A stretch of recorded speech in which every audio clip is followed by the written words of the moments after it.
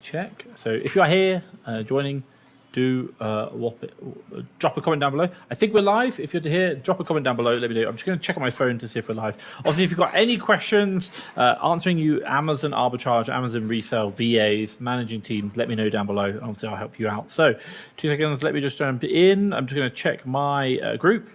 See if we're live on Facebook. I'm not really too sure. 2 seconds. Going to research. Do we go live? We are live. Woohoo! I can see myself live. Look, there we go. If you have noticed, I'm wearing a non-plain black t-shirt today, but I will wear a proper black one another day. Sorry about that one. Right, let's go through YouTube. If you're here, drop a comment down below. And also, as well, I'm just going to quickly check. Home. Let's do it. Let's have a quick look. Are we live? I'll be talking about like what's it called? Everyone getting suspended. So I shared a bit about an update on that before, but I will share with you in regards to like what we've seen or what we know about everyone getting suspended now. So give me 2 seconds, just waiting for people to come join. Yeah, it looks like we are live. Absolutely love it. Fantastic. Cool. So I think we're live on the YouTube. Hello. So if you guys are here, drop a comment down below. Obviously, we'll be able to see. But I'll give you a little bit of an update on my business, like what's going on and how we have it. So within my Amazon business, actually, I'm going to talk about suspensions. Let's talk about everyone getting suspended. Why everyone's getting suspended, what's going on. First things first, need water. So drop your comments down below. Okay, so first things first, everyone, so I'm back in Mexico. Everyone getting suspended. What is going on with suspensions? Now, if you're worried about like what is happening in regards to suspensions, like it's fair to be should we say, aware. There are really two kind of key considerations. Right now, my understanding of the whole entire ecosystem within Amazon around suspensions and everyone getting suspended is the fact that fake counterfeit goods are a really big problem right now within Amazon, and hence why they are locking down. Now, I don't know this for like 100% fact, but this is like what I'm hearing from multiple sources, and I'm sharing with you now like what we've seen, obviously what you need to be aware of. So long story short, we've seen it for a long time. Like we've seen people selling gift cards which have been stolen, and they are being sold through like Twitter, for example, through DMs. So you can buy like $100 gift cards for $80, maybe even less. That's like credit card fraud, and then they're using that to buy legit goods, which is fine. So that's a big problem. Now, in addition to that, we've also seen whereby people have been like actually buying fake goods, or should we say, maybe not knowingly, but maybe not questioning, should we say, where they're coming from. It's not my place to say that they definitely knew they were fake. I don't, but maybe not doing the due diligence on the supply chain. So what do we mean? I've had many people message me and say, hey, Tom, or Fast Track FBA through social media, I've got some stock. I've decided to stop selling. Do you want to buy? Or like even people who are now distributors, but Instagram only distributors, they are reselling those products. They're sharing that information.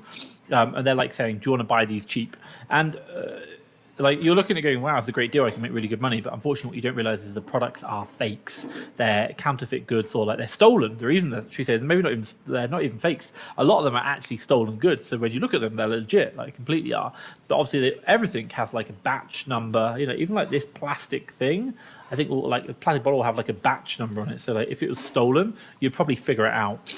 In addition to that, what else has happened? So number one, people have been buying through non-reputable supply chains. Number two, guys, if you've got questions, drop them down below. I'll answer. And then number two, we've seen the gift cards. And then number three is the fact that some people have been buying from distributors, wholesalers who actually have websites that look legit, but they've only sprung up in the last year, and they are themselves buying, non goods which are not authorized. Now, the question you might be asking is like, well, I didn't know they were fake goods. How did I know they were counterfeit? I can't stop this. That's not my fault. Amazon doesn't really see it like that, and the brands don't see it like that. The brands are like, well, look, you have to do your due diligence on the supply chain. If you're not doing it, then that's your fault, not ours. And as a result, they will put pressure on Amazon, and Amazon will basically take pressure on sellers to kick them off the listing. So this is why you're seeing an increase in like test buys, counterfeit with test buys, all these kind of things that are going on, and they are clamping down massively. So number one, you're seeing the clamp down with sellers in regard, or Amazon on sellers in regards to test purchases, because they want also as well questioning for invoices. And then the final one, which we're seeing as well, is around gating. So a lot of brands over the weekend have actually now become gated, probably some quite big ones. I think like Maybelline is one that we noticed. And what's really interesting is the fact that you can't even request ungating now. They're like non-available. You just cannot access. They're not accepting applications at all. Why? Because the brands have noticed so many fakes or so many counterfeit goods or stolen goods on the listings. They're just not happy with it, and it's making a really big problem for sellers. I know one seller with $50,000 worth of stock, which now can no longer sell. I know another seller. I've heard of sellers with $500,000 worth of stock that they can no longer sell, and they can't even use the invoices to get ungated. They used to be able to sell that much, now they can't. So, like, top tip for you, if I just talk about the gating side, and then we'll come back to like counterfeit. And guys, what I will say is obviously drop your comments down below. So if you have any comments, please drop your comments down below. I'll make a comment here. What I will say for you is, like, if you are worried about this, what's the things you can do? Number one, gating. You'll never be able to stop it, but do not put any more than 5% of your asset value. So if you've got $100,000, 5% would be like $5,000 in one SKU. But generally say no more than 20% of any asset value in one brand, because it can get gated. And also just be careful with, like, if you're buying, like, I think it's like and Maybelline might be an example. See, Maybelline have, like, they're owned by I forgot who they're owned by. I don't know who they're owned by. Maybelline are owned by certain people, and as a result, they all own lots of brands. So you want to be careful about not consolidating all your brands under one. And the net result is that what's going to happen is you're just going to get if one parent brand gets all their child brands like Maybelline, Vida Sassoon, I don't know, if they block them all, then you're going to lose out. So 20% in any one brand. And then the final one, which is around supply chain, which is around legitimate goods, counterfeits, fakes, is if you are buying products from generally big OA resellers, OA sellers, as in like OA, like Argos, Walmart, for example, you're probably going to be fine. Like, I don't see a problem with that at all. But if you're buying them from like no-name brand seller or websites that you don't know about, that could be a big problem. If you're buying them from like wholesale distribution, you've still got to do due diligence. You've still got to make sure that you are buying, like, these are proper wholesalers. Like, check them out on Google Maps, look at their company accounts. One of the things that we kind of look at, we're just doing, one of our due diligence processes, especially if it's in the UK with our lead service, is go to the company accounts, and if they have micro accounts, it means they're doing less than 12 million. So generally wholesalers, distributors will probably do more than 12 million. So it's a good way of kind of checking that. Again, Google Maps check, your VAT numbers, stuff like that. That's going to help you out. But again, just saying I bought it from someone I thought was legit isn't good enough. It's got to be, if Amazon doesn't believe that the person you bought it from is buying legit goods, they will shut your account down until you can prove otherwise. And if that person can't provide it, then you got a problem. So it might be the case that if you are buying like wholesale, for example, and you're not sure about the supply chain, it might be worth having that conversation before placing purchases, saying, hey, look, we are going to be buying, like, if I need to and I question the authenticity of the goods, can I see where you're buying them from? We're not looking to get accounts or see the pricing, but I might need to see that supply chain. Like, unlikely they're going to let you do that, but you've got to be like, do your due diligence. Like, you can't simply just say, well, they're not going to tell me, I can't get it, because otherwise you lose your account, you lose all the money. And again, rule number one of selling on Amazon, do not lose the account. Rule number two, remember rule number one. That's it. Very, very important. So do that. Let's kind of go through. So Adam mentioned quickly L'Oreal. Hey, Adam, great to see you. Thank you so much. Yeah, I think L'Oreal own multiple brands. And if you haven't, like, so again, just put no more than 20% in any one brand, because it's going to be a nightmare if they gate all of them. And now you've lost like 90% of your inventory value and you can't sell it. So I hope that makes sense. Guys, let me know if you've got questions about suspensions, gating, like what we're seeing, like if you're worried about it. I know a lot of people are. Drop it in the comments down below and obviously I'll reply that to you. Let's kind of jump in. So, Tom needs water. My God. So, hello, Tom. I got a notice from Amazon stating my account will be deactivated according to Section 3. Have you heard about this happening? I've heard about them. What is Section 3? There's loads of them. Section 3, Amazon. I just want to have Amazon Business Solutions Agreement. What is Section 3 of the Amazon Business Solutions Agreement? I'm reading now, literally on Google. I'm trying to see what people say. People are saying here, like, drop shipping. Yeah, it's code of conduct violations, drop shipping. Carlos, are you, like, a question for you. Okay, so a couple of common ones is, are you buying from Amazon using Prime, shipping to multiple different addresses? That's obviously a Section 3 violation because you cannot use Prime to resell. So if you ship to multiple addresses, Amazon will assume reselling and they'll shut it down.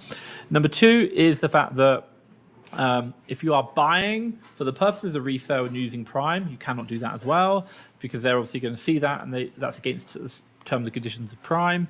The other one of the ones which we saw, I think I heard about 2 weeks ago, is lots of sellers had a buying account and then a separate selling account. And what they were doing is they were buying from Amazon on the buying account, but they didn't have Prime. So they were like, we're okay, we're not against terms of service. They were like, there was probably like 20 of them. They were all shipping to the same prep center. And what happened is Amazon just noticed a massive amount of volume going to a prep center, like one address. So it immediately thought this, it was one person with multiple accounts because they go to the same prep center. And then number 2, it noticed that this prep center had multiple business accounts, which are selling the same products, reselling accounts.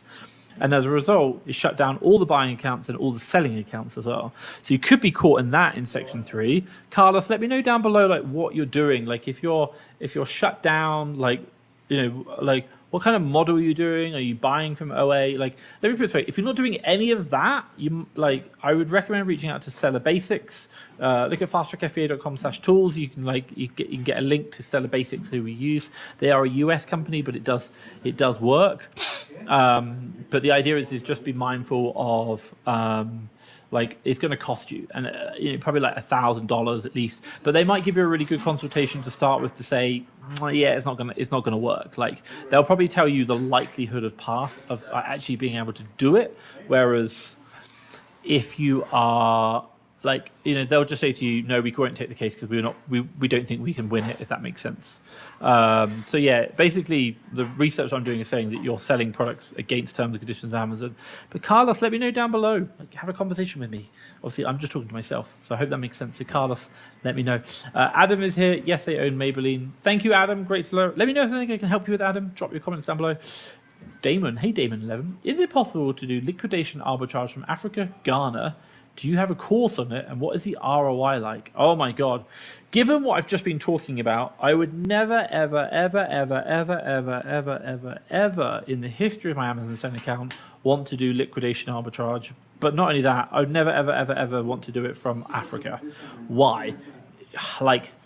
You're not getting legit invoices. You can't prove supply chain. And if anyone, by the way, even a customer says, I don't think the product's good, Amazon will ask for invoices, and the net result is that you won't be able to prove it, and so your account will get shut down. So if I were you, if you're thinking about doing liquidation, arbitrage, I would probably avoid it. It's very risky. Why? For the very simple fact that you cannot prove your supply chain, your products, and what we've seen over the last week is Amazon is shutting accounts down or suspending accounts left, right, and center because they cannot prove supply chain. So my God, I would never do that. ROI could be insane, but if you can't prove the products you're selling are fake or real, you haven't really got a business. You're just waiting for, there's a saying, risk played out over a long enough time horizon will come true all the time.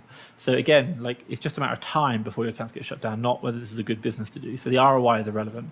Damon, I hope that makes sense. Let me know down below. Carlos, I did use my business account to buy from Amazon for a flip, but I do not have Prime on that one. Other than that, I'm only doing OA. Okay, Carlos, great question. Let me ask you a question. When you say did you do a flip, i.e. one product, or did you buy a lot of products? Like a lot of products. Again, I don't really did they message out to you?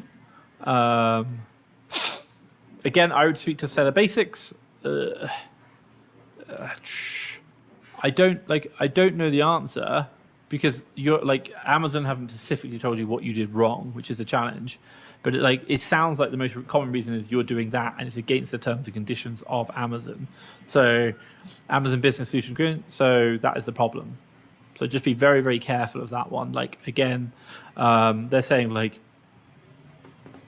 restricted, again, it's if you believe it's been, again, I'll speak to Seller Basics, sorry, but I'm not the best on it. That's why we pay these companies, but I'm really interested to understand. But when you say one, was it more than one? Let me know. Let's go through Adam. Hey, I had someone selling my products on my listing, so I said that it was a trademark and not authorized anyone to do that, and said cease and desist, and they vanished. Yeah, that's cool. I think that's the way it works, by the way. If it's your brand. Okay, so let's do two things. Number one is, yes, that's the way it works. If I create Tom's brand and someone sells on my listing, they shouldn't be able to do it. Cool. Now, the other thing, which is part of this whole kind of clampdown, is that apparently, and I've read it from a couple of sources now, Amazon are clamping down on like bundling. And what we talk about that is whereby, you know, you put like two lip balms into a packet, and then put a little bit of card which says Tom's lip balm protection process. And because no one else can do Tom's lip balm protection process, it's my brand, and then voila, da. Like, I don't know at what level, because there's a lot of things. Like, I could create a brand where it's like 3 Vaseline and something else. I don't know where it is, but I've heard from multiple sources that like they're trying to cut down on these bundles using other people's brands. If like, I think you might be okay if you have multiple different brands in it, that's okay. But if it's all the same brand and a little card, I don't think that'll fly. But don't quote me, it's just what I've heard. I don't know the exact answer, but if you're doing like you know, like IP alert on it, then I think you'll be fine. So I hope that makes sense. Hi Tom, I've got a question around bundles. I was selling a few ASINs which were bundles, not mine, but I did all the due diligence with the brand name picked, all matched. Okay, I'm going to kind of skip down, and suddenly many of these listings have transferred to P&L. My question is, are you allowed to take over an existing bundle listing to make your own P&L? No, but it might be the case that they would never. No, like I would question if like, did the brand actually match? If that made sense, like, because if it was like, pretty sure you can't go to a Lego listing right now and change it over to Tom's brand. It doesn't happen. But it doesn't mean that Tom couldn't create a listing and call it Lego 123 brand, and then later on change it to Tom's brand, because he owns Lego 123, even though it's not technically Lego on its own. So it's just a name, it's a bit of text. So that could be the reason, but I don't really know if that's exactly like what's going on. I think you've got to go back and do due diligence. I'll tell you a top tip that I'll share with everyone. We do it in our business. Every time we buy a product, we record a video of the analysis, so that if anything goes wrong, we can always go back and look at what did we do back then and what's changed. That's a really important consideration. Like, we do it all the time. Pay for Loom, saves it all. Really, really happy. So I hope that makes sense. Aisha, I'm not like, sorry, I don't know if I can really help like too much. But again, if put it this way, I think the idea is do your due diligence, but number two is the fact that if you can't change it, like, there's nothing you can do, if that makes sense. So yeah, sorry. Adam, okay, so I'm going to go back to Adam's question. I had someone selling my product on my listing, so I said it was my trademark and not authorized anyone to do that, so cease and desist, and they vanished. Cool. They said auction stock, perhaps Amazon lost stock. Yeah, but one thing I've been doing lately is reclaiming lost stock, on Amazon seem always to pay their lost stock as if it was sold. Yeah, so if you want to know, by the way, I've seen this as well. I've actually seen 10 pallets of lost stock, or heard of 10 pallets of lost stock. So I had a conversation with an high seven-figure Amazon seller last week. He basically knows a really well-known brand, big thing, and that he knows the senior people. And they were like, "How does this guy?" And I know the other guy as well. How does this guy get my product? And the guy basically knows the liquidation guys from Amazon, and they're buying that product. So basically, when Amazon lose your stock, it doesn't physically get lost. It does exist in real life, but obviously when it gets lost, it goes into liquidation. So you get reimbursed for it, obviously like the right price. Cool. Then number two, they'll sell it on to someone else on 10 cents on the dollar. And then someone else will look at the ASIN and then sell it on to like someone else. And the net result is that they will then come back onto Amazon and resell it. Now, I think the rules behind liquidation are that they are allowed to sell it under Amazon's terms and conditions. Like, if it's new, then they can sell it. But don't quote me, because it's not easy. But like this is what I've seen, and this was 10 pallets, by the way, so it does happen. It's like super annoying if you're in the brand. You're like, Amazon, stop losing my bloody stock. So I hope that makes sense. Damon, what arbitrage model would you recommend for someone from Africa? Buying within the same country and selling in the same country. And I'm not meaning you buy from Africa and sell within Africa. I mean, like, maybe create a company in the UK and reselling, buying in the UK, reselling in the UK. If you do that, I think you'd be fine. Like, I think you'd be absolutely fine. But one of the big questions, the questions you're really trying to ask is like supply chain authenticity. Amazon's own documentation behind supply chain authenticity is that if you are selling in the EU, you need to have your supplier needs to be within the EU, so European Economic Union, or in Americas, it'd be America, for example. That's really important. So like, if you're selling in the UK, you're going to struggle if your supply chain comes from Africa, because you can't, it's not within the term. That's the problem. And the problem is, unfortunately, Africa isn't well known as being probably the place with the most authentic products. Like, so nothing against Africa, like I love it, but like unfortunately, it doesn't have the best track record. So they will generally side on the caution, which will be like you have to prove it, and if you can't prove it, it'll never happen. Liquidation would be no. So OA in the UK or USA, fantastic, do that. Aisha, we answered that one. Carlos, hey Carlos, I have a personal Prime, and then I have a separate business account that does not have Prime, and I use that one to buy just one flip. I already did talk to Seller Basics. They're seeing a lot of these notices going sellers, but they are regarding seller under generic listing and Amazon referencing section 3 in those. Okay, fine. Yeah, I've seen this as well. This is one where people are selling under generic brand listings, not what do you call it? Not like the brand. It's interesting. I'm surprised that Amazon is shutting down. I thought they just shut all the listings and kick you off.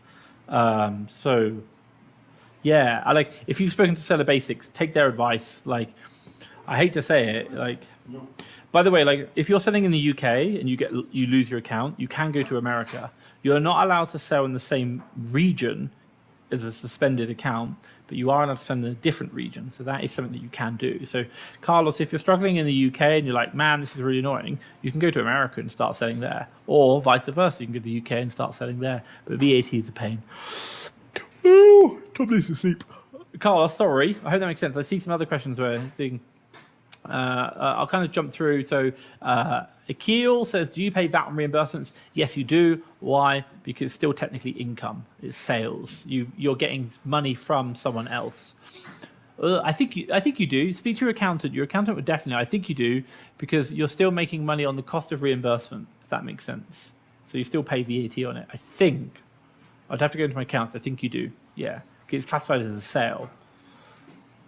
Yeah. Hope that makes sense. Adam, very interesting. Thank you. No problems. You are welcome. How do you deal with discrepancies when Amazon is receiving shipments? This seems to be impacting my shipment performance. Amazon loses my stock and then blame my account for it. Yeah, agreed. So a couple of things.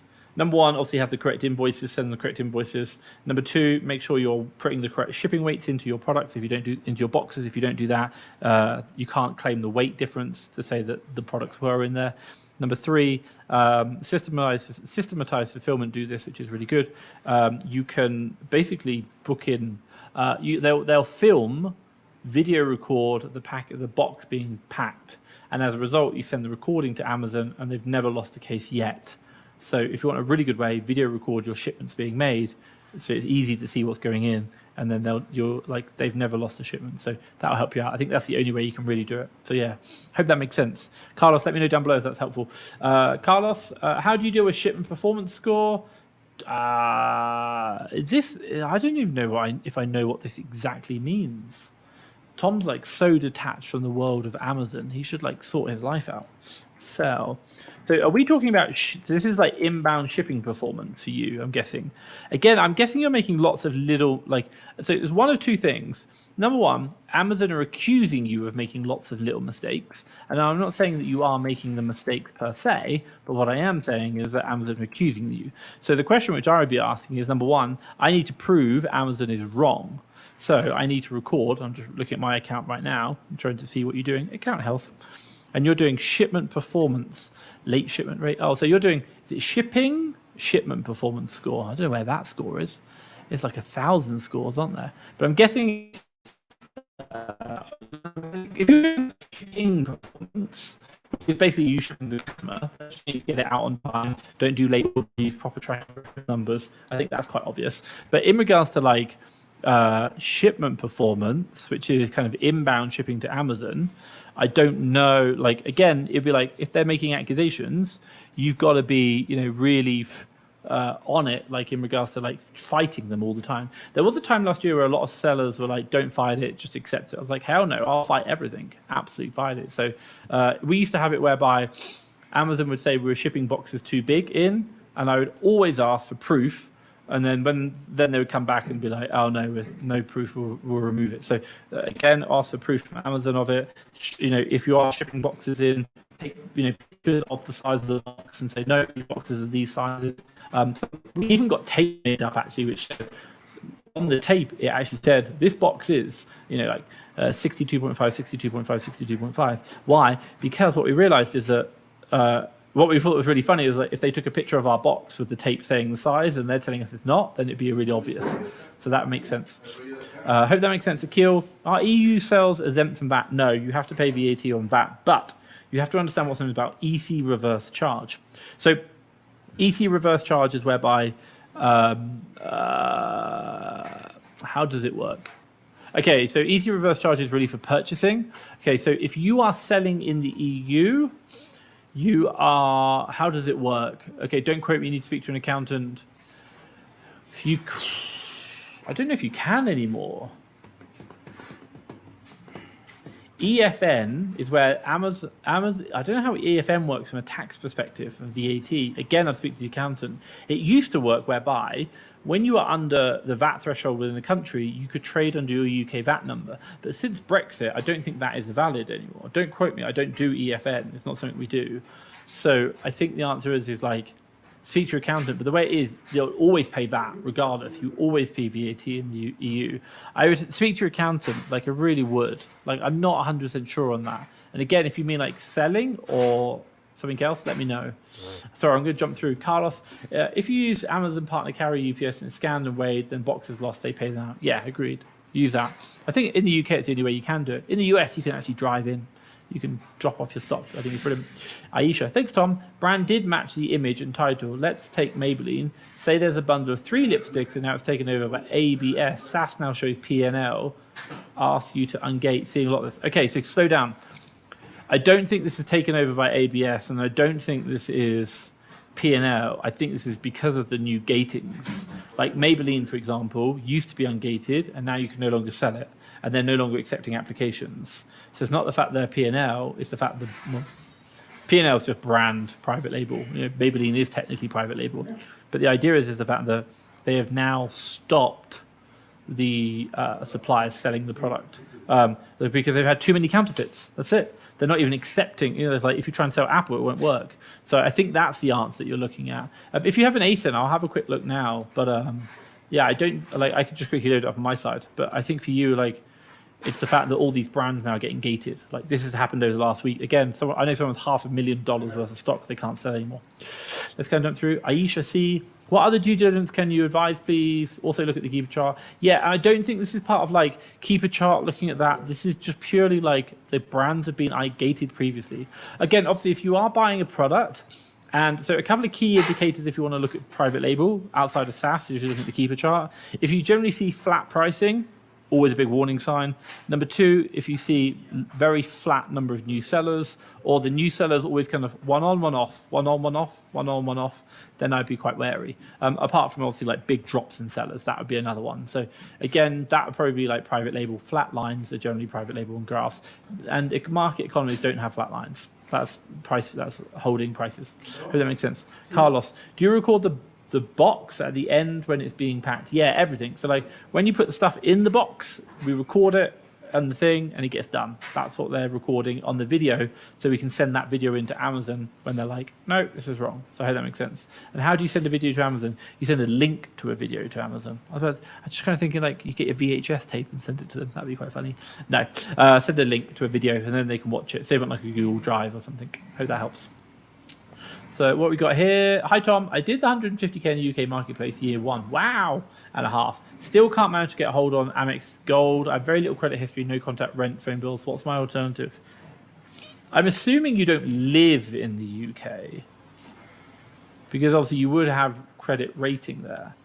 If you don't, you've got to create it. So what does that mean? You might not have rent.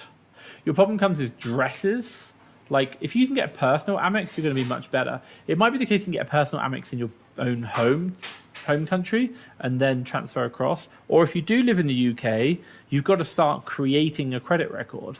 Like, sign up to like moneysavingexpert.com. They'll give you like a credit rating and just start. You want to get a phone contract. You want to get It might not be a rent, but it might be like a build your own credit rating credit card, like a secured credit card. All these things are going to start building credit ratings. So important. So hope that makes sense. That's what you want to do, and it's what we're doing in the USA right now. Like it's a pain. I hate it, but unfortunately, what you are asking is someone to give you money without knowing who you are, or having very limited understanding of who you are. That's what's really happening.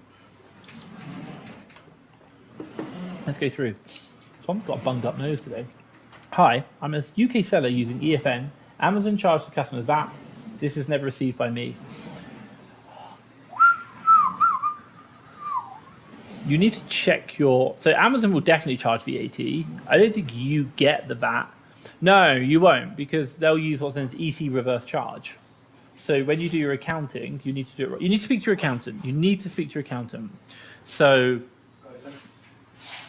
I get the VAT exclusive price, yeah, but it'll probably be around EC reverse charge. So I don't know how it works. Okay, I'm not hot on how it works in regards to selling in the EU, but I can definitely tell you how it works in buying in the EU, and the concept is exactly the same, I think, but you need to speak to your accountant. So let's say, for example, I want to buy a product from France, and I'm a UK VAT registered company, and I'm buying it from a French VAT registered company.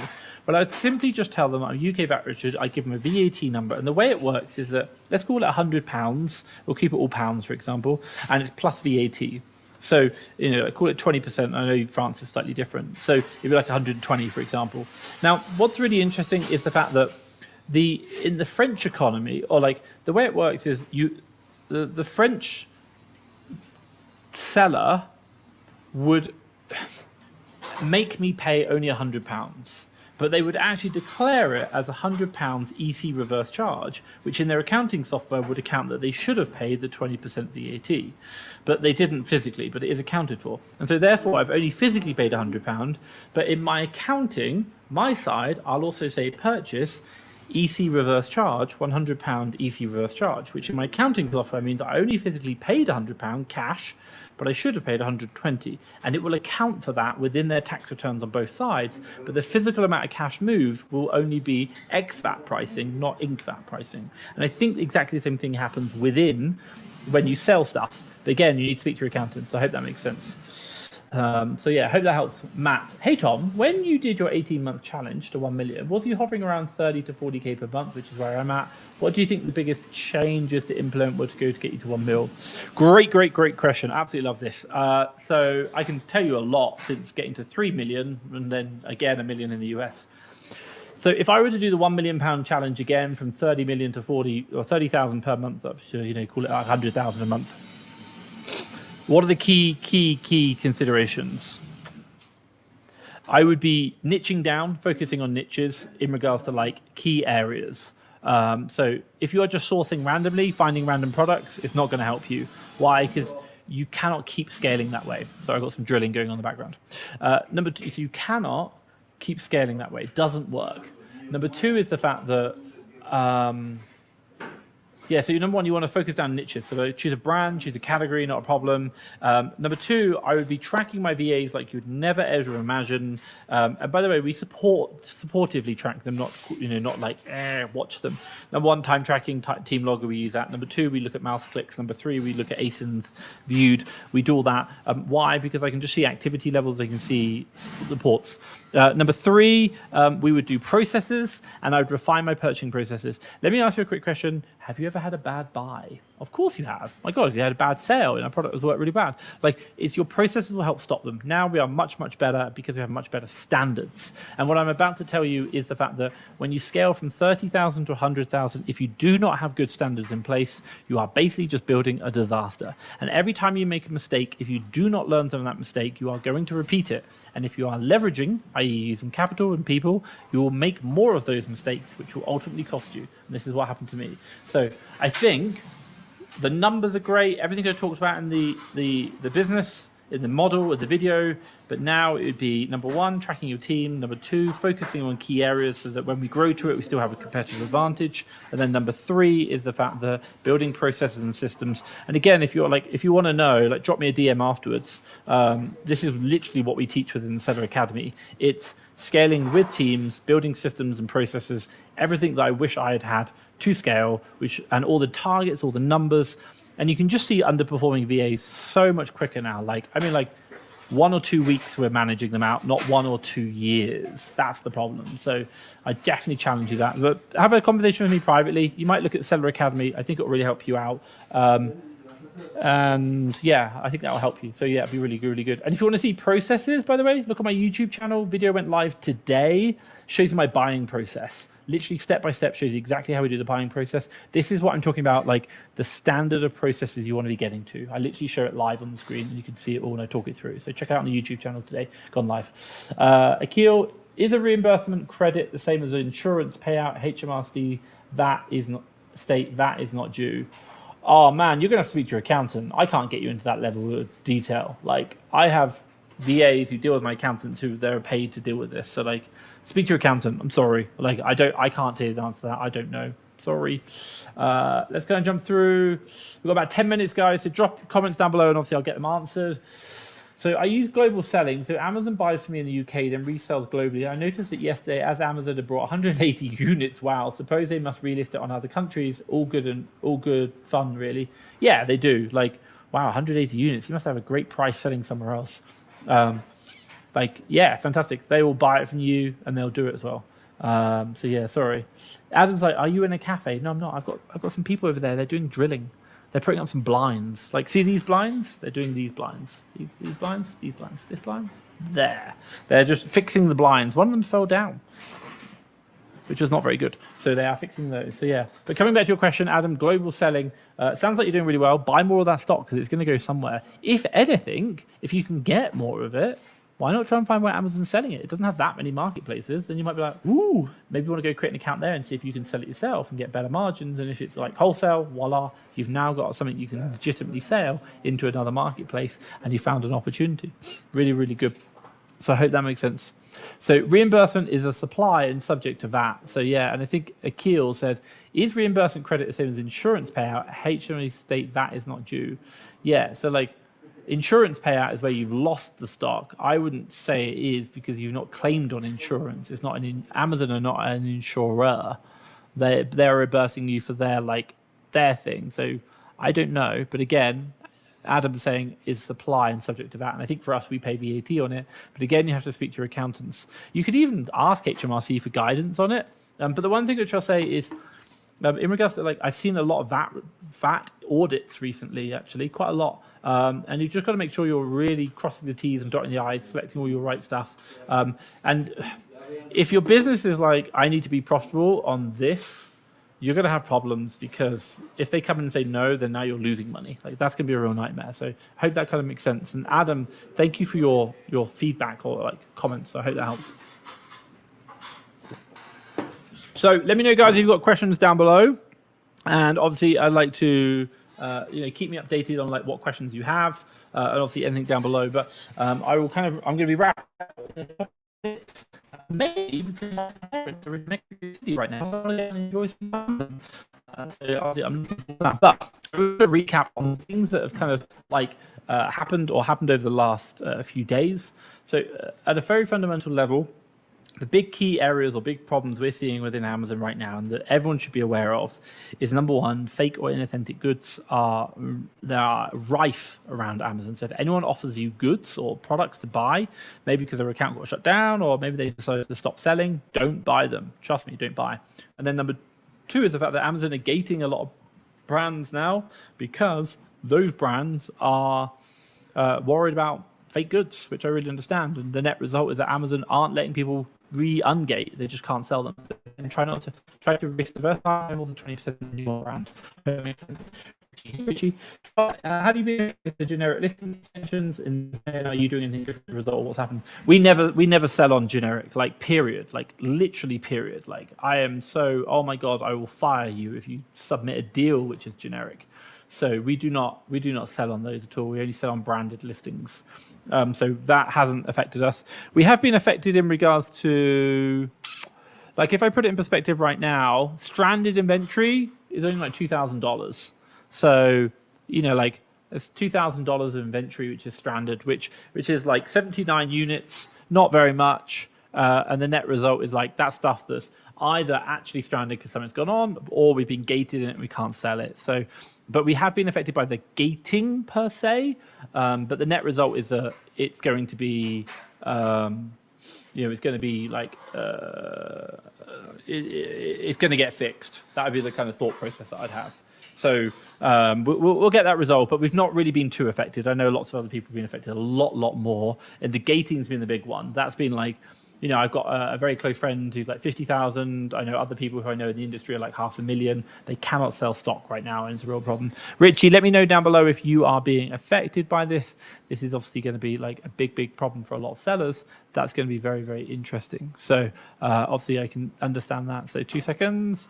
Tom's just checking some stuff. That's fine. So yeah, let me know down below. So again, if you guys are being affected, let me know down below. But I think, long story short is, don't be buying fake goods, even if you like.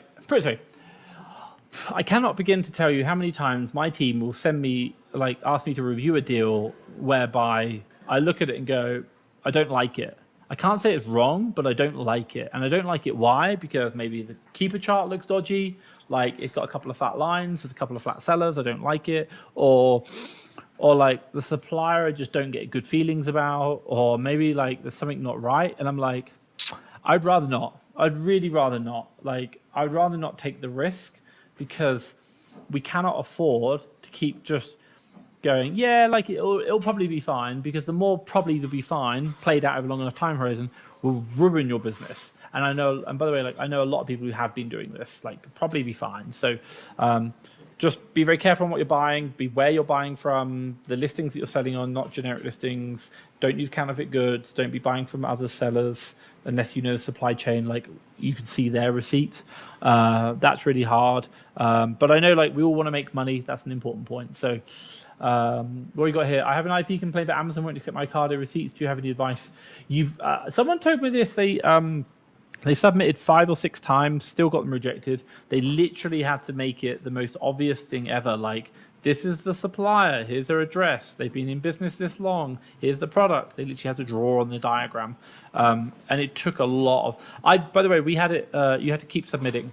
And why you say they won't accept? I had to submit Nike invoices. I had £50,000 worth of Nike, by the way, it cost. Nike invoices 15 times, and at the 10th time they said they were fakes. So I was like, cool, they're fakes, please suspend my account, do whatever you like, because you've got loans and you can take the stock and sell it for me, which is what I'm trying to do now. You've got to keep going back, you've got to keep going back, you've got to keep going back. But just like edit the invoice, draw on it, make it so like, if I were to give you an analogy, Roma the Robo told me that they only have, I think it's 4 minutes per suspended account for appeals. Like, if they only have 4 minutes for your account suspended, how much time do they have for IP complaints? 4 seconds? Like, probably.